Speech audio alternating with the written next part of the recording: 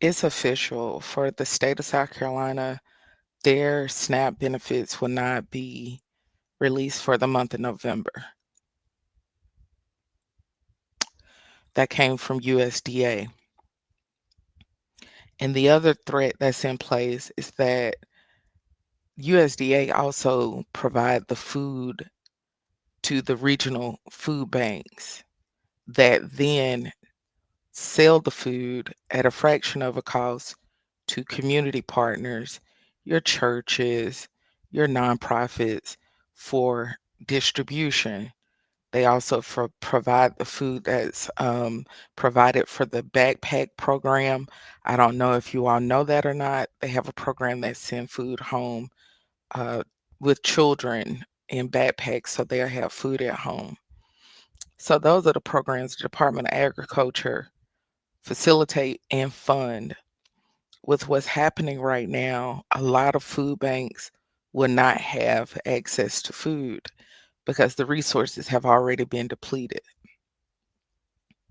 For a period of time, the reason why I know this, for a period of time, I worked for USDA.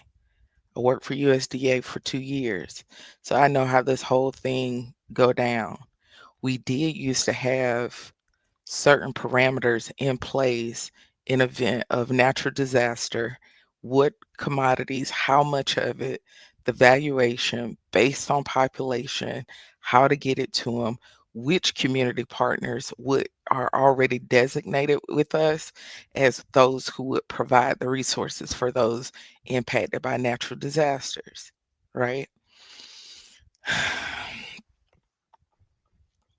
In this instance, what's happening, there was never anything in place for this type of situation because the current administration changed very common sense protocol that was in place.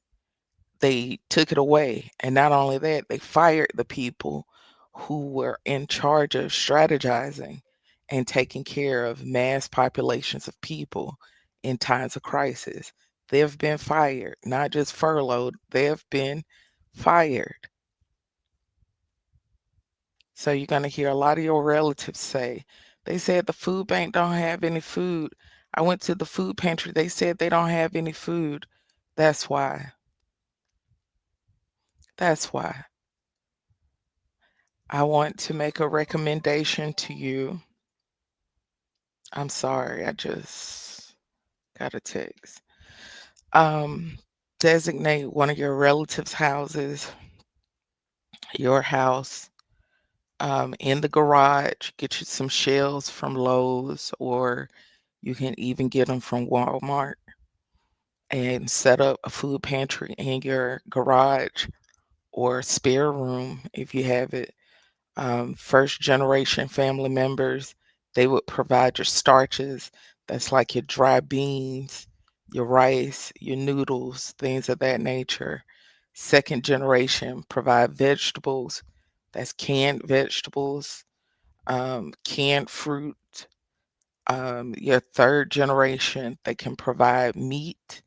You can get a upright freezer, um, or y'all can all pitch in for the family to have this freezer in the garage. I found upright freezers on Friday of last week, and they were less than $500 a piece.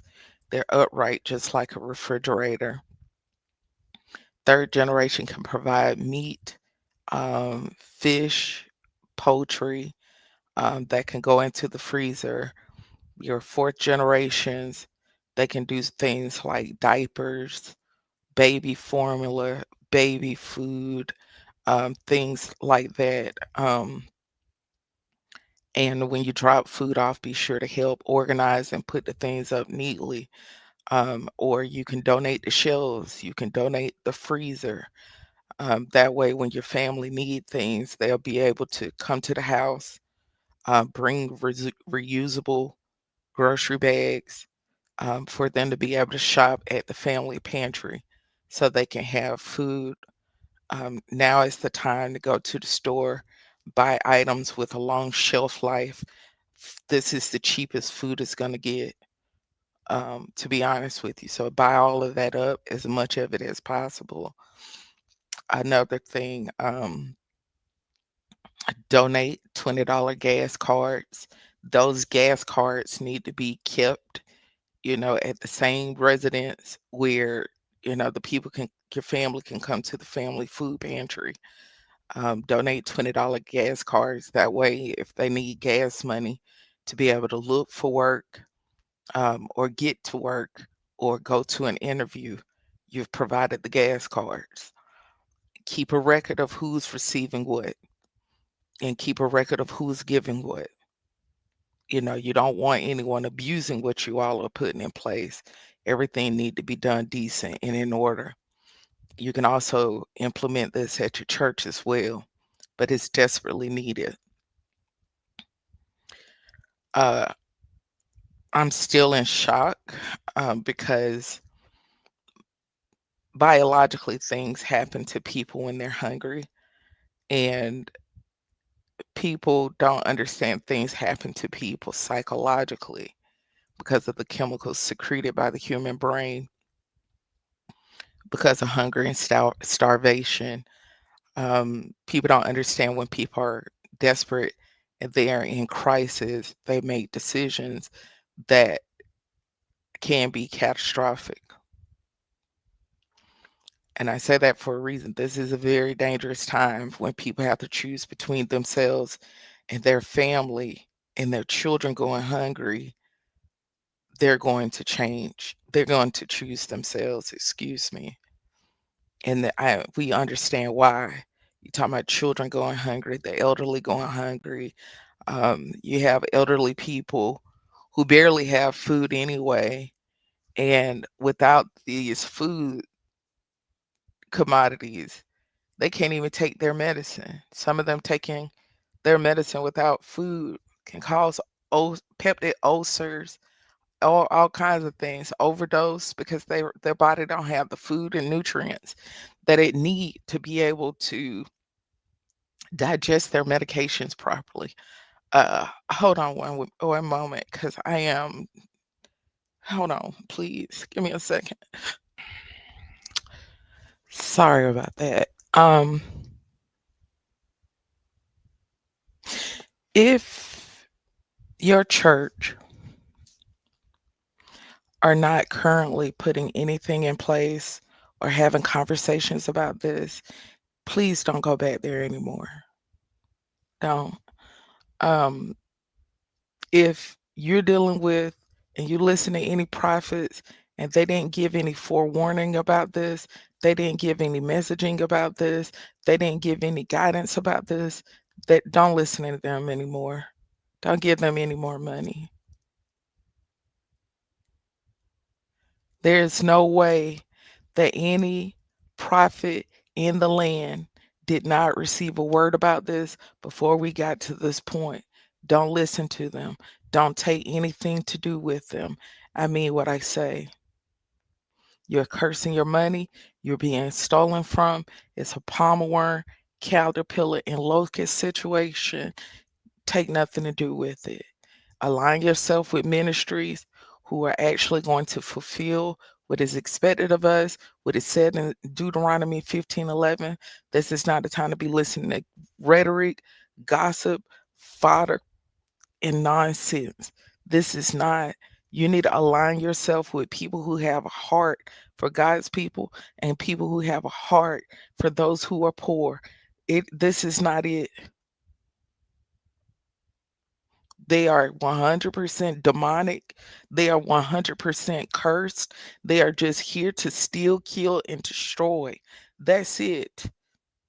They don't care nothing about nobody but themselves. And that is not the will of God. We have people who are going to be hungry, children, elderly, seniors, the disabled. This is not it. You have people online literally celebrating And let's be clear, it's not even just white people. You have these overgrown jokers on there. Oh, they married to the government. Uh-huh. See what they get? See, they ran the man off. They are ignorant. They are toxic. They are unhealthy. They are thinking like the enemy. Anybody who rejoices in something like this, my heart in heaven, hear me when I say they are 100% demonically oppressed. No questions about it. That is an unloving person. That's somebody who don't have compassion. That's somebody who don't have empathy. You understand? This is a situation that was deliberately orchestrated and put in place. I keep calling it what it is. It's the Python method. It's like a snake coiling itself around someone and just keep going all the way up until it just gradually squeeze and squeeze until they kill them.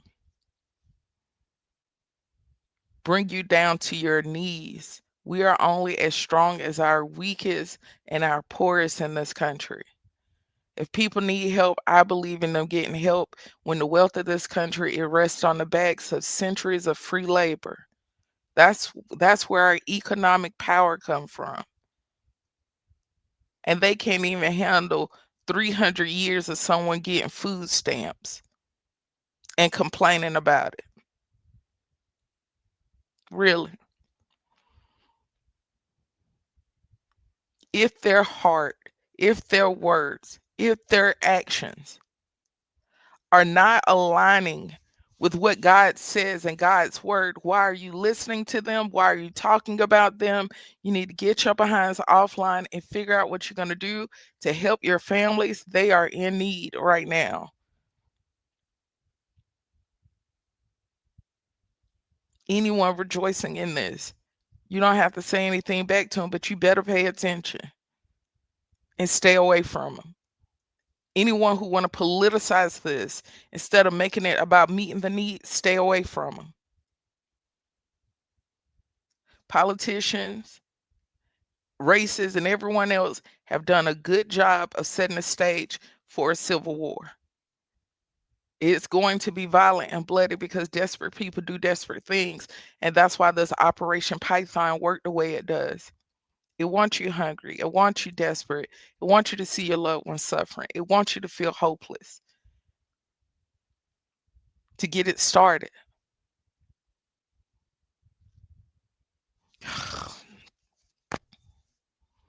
If your church not having conversations about how they're going to help you all as a church congregation to navigate this and what is going to be put in place and what we're going to start doing, some kind of calendar or something to have weekly dinners or something at the church, you need to find another church home who are thinking along those lines, and that way what you're contributing to will actually contribute to a solution.